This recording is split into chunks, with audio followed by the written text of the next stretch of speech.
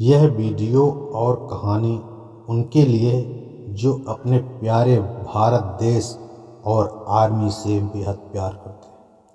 इस वीडियो को देखने से पहले अगर आप अपने प्यारे भारत देश से और इंडियन आर्मी से प्यार करते हैं तो सब्सक्राइब करें।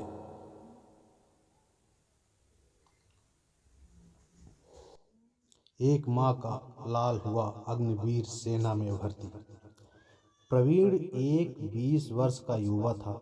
वह सेना में भर्ती होना चाहता था, लेकिन आज के समय में कोई भी सरकारी नौकरी पाने के लिए 3 चीज की आवश्यकता होती है: बेहतर शिक्षा, पैसा, सिफारिश। अगर इन तीनों में एक नहीं है तो कोई नौकरी नहीं पा सकता। यह बात प्रवीण से उसके घर के सामने वाले डॉक्टर मोहन ने कहा था, लेकिन प्रवीण उनकी बातों में ध्यान नहीं दिया। यही कहता, अगर मैं मेहनत करूंगा तो फल जरूर मिलेगा। प्रवीण सुबह 4 बजे उठता और नित्य क्रिया करके 6 किलोमीटर की दौड़ मार कर आ जाता। अम्मा भिगोया हुआ चना एक गिलास दूध लिए मिलती। प्रवीण तुरंत अम्मा कहकर और पैर छूता और सीने से चिपक जाता।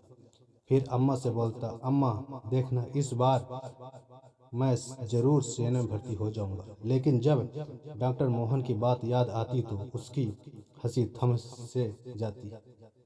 लेकिन उसने भर्ती में जाने का निश्चय कर चुका था।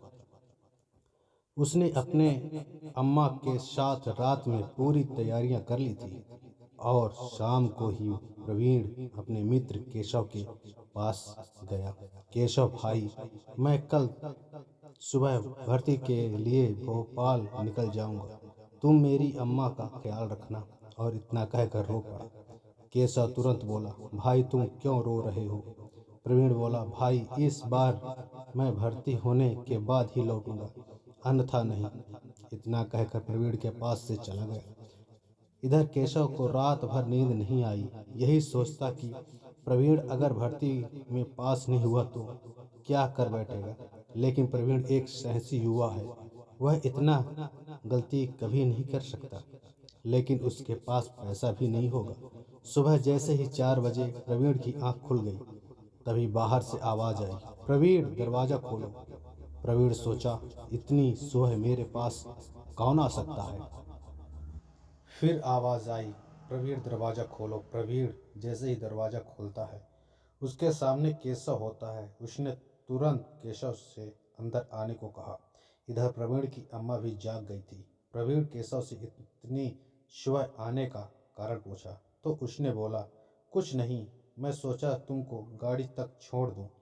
प्रवीण फिर अपनी तैयारी में लग गया। तैयारी पूर्ण होने के बाद उसने बैग उठाया, अम्मा का पैर छुआ और चल पड़ा। केशव रेलवे स्टेशन में जाकर प्रवीण से बोला, प्रवीण तुम्हारे पास खाने पीने की क्या व्यवस्था है? प्रवीण बोला, भाई मेरे, उसकी चिंता मत करो, तुम अम्मा का ख्याल रखना। इतने में तुरंत केशव 1500 रुपये निकाल कर प्रवीण की जेब में डाल दिया। प्रवीण बोला, यह क्या कर रहे हो? केशव बोला, कुछ नहीं, यह अपने पास रख लो, काम आएगा। इतने में गाड़ी आ गई। केशव झट से बैग उठाया और गाड़ी में जा पहुंचा। प्रवीण की ट्रेन में बैठने के बाद नीचे उतर गया। इतने में गाड़ी का रुकने का समय खत्म हो चुका था। जैसे जैसे ट्रेन आगे बढ़ती जा रही थी, वैसे वैसे प्रवीण का मन पीछे भागता जा रहा था। जब अम्मा को याद करता आंखें भर आती और जब डॉक्टर मोहन को याद करता तो उस अम्मा की याद को, आंसू को अपना ताकत बना लेता। जैसे ही भोपाल स्टेशन में गाड़ी खड़ी होती है, उसने नीचे आया और उसके सामने एक लंबी भीड़ सामने थी, जो उसके भर्ती देखने के लिए ही दूर से आए हुए थे। उनको देखकर उसी भीड़ में प्रवीण भी शामिल हो गया। सभी लड़कों के साथ जब भर्ती ग्राउंड में पहुंचा और अपना अपना कपड़ा उतार कर रेस के लिए सभी तैयार हो गए।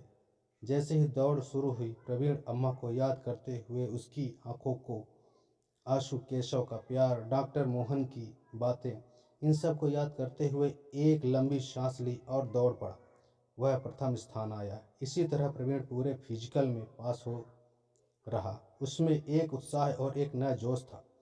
तभी मेडिकल के लिए बुलावा आ गया। वह चल पड़ा। चलते चलते ही वह मन में भगवान की स्तुति कर रहा था।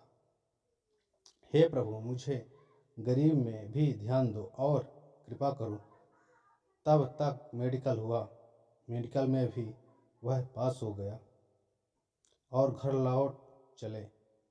घर आकर देखता है केशव उसकी माँ के पैर दबा रहा था। वह झट से केशव के पास गया और सीने से लग गया और बोला, मेरे भाई, मैं पास हो गया।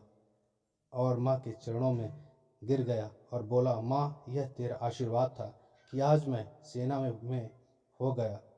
तभी माँ प्रवीण को उठाई और हृदय में करुणा लिए सीने से लगा ली। अगर इंडियन आर्मी से प्यार करते हो तो सब्सक्राइब करें और लाइक करें, कमेंट करें। धन्यवाद। जय हिंद। वंदे मातरम।